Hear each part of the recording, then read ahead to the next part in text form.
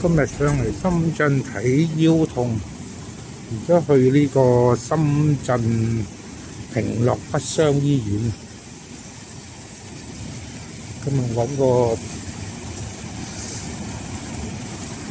高德嘅教你喺大劇院站 E 出口。如果佢醫院 send 俾你嘅預約短信咧，就話喺呢個紅嶺南站嘅，但係我哋關口搭地鐵去就唔方便，要轉來轉去。咁出咗 E 出口向前行啊，見到有個牌啦，紅嶺南站，咁即係冇行錯方向，一路直行，導航顯示出嚟直行。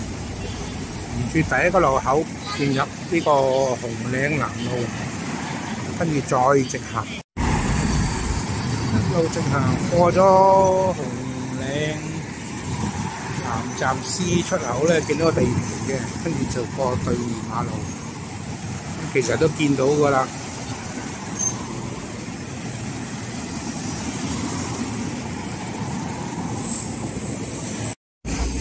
跟住就轉入呢個東園路。前就係啦，樂平雙科醫院。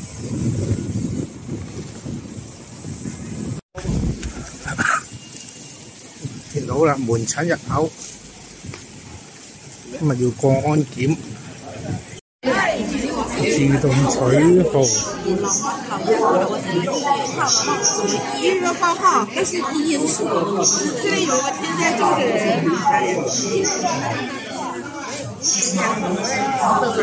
是这里取号吗？要医保没有？啊？医保没有？医保没有？几号码给我？然后那个药费单就不用盖章是吧？嚟到有職員幫你取號㗎啦。我打那個藥費單一般不需要蓋章的。要啊，是的。也要蓋章。这里要是要盖章。行，我等那蒋个。主任干嘛了？要打单。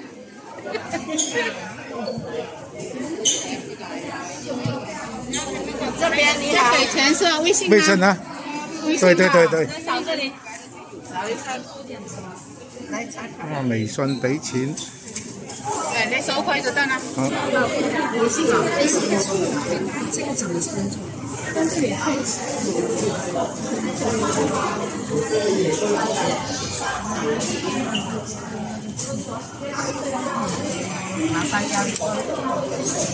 好，206，2樓206。好，謝謝。咁啊，攞咗張登記紙就上到2樓。206。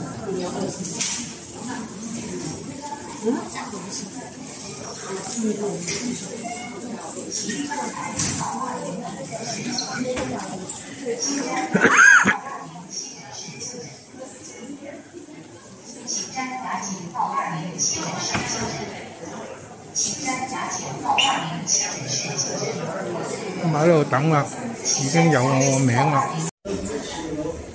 25蚊診察金額，佢話35歲以上就要量血壓先，口做 X 光，跟住上2樓做紅外，然之後再揾醫生。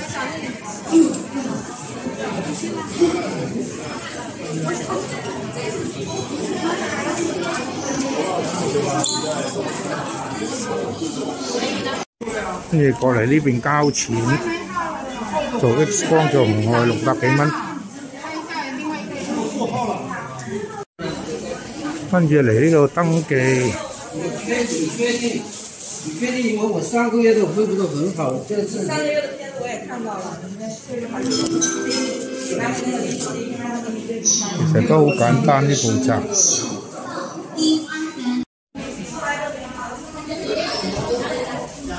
跟住嚟呢個1、2路房，喺度等照，全部都有屏幕顯示埋你個名，呢度好過香港。而家等緊做紅外，頭先照 X 光等咗好快，等咗1個人，其實10分鐘內搞掂，效率真係超高。还有3、4次元，我都在看。照完 X 光紅外線之後，就翻嚟等醫生。咁佢話我脊椎少少移位，同埋有啲發炎，咁啊要做一次正骨，跟住做一次針灸，睇下效果點樣。就食幾日中藥，如果 OK 咧就唔使翻嚟復診。如果冇乜效果啊，再翻嚟。而家我影翻張X 光片先。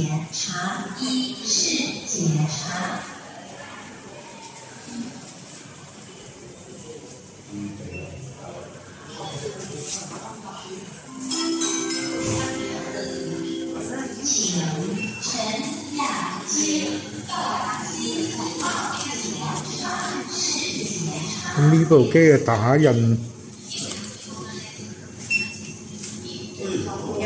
好啊！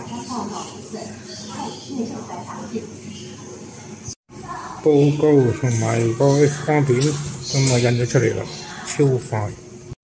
做完治療，咁啊約咗星期5再過嚟一次。咁而家啊交咗費先。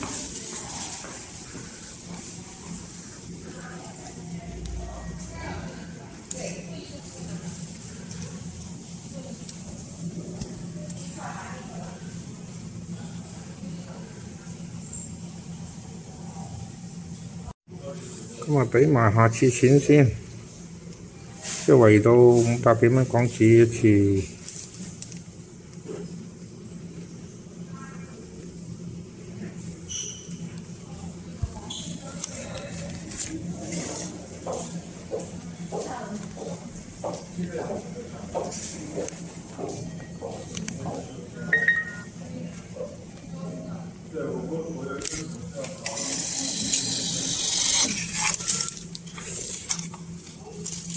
咁啊，搞掂就得。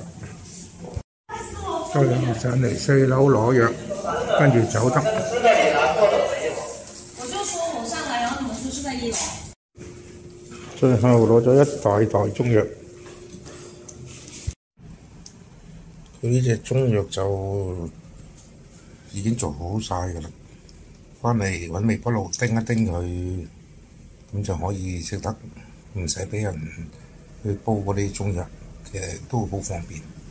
呢隻中藥就已經做好晒㗎啦，翻嚟揾微波爐叮一叮佢，咁就可以食得，唔使俾人去煲嗰啲中藥，其實都好方便。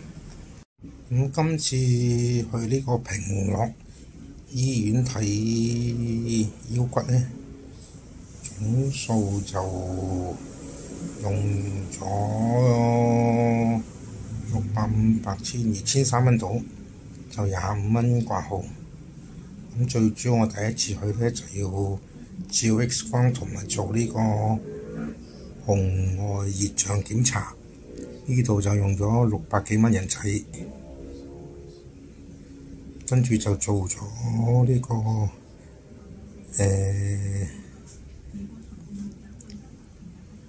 針灸，就背部推拿、頸項推拿咁樣，呢度就570幾蚊。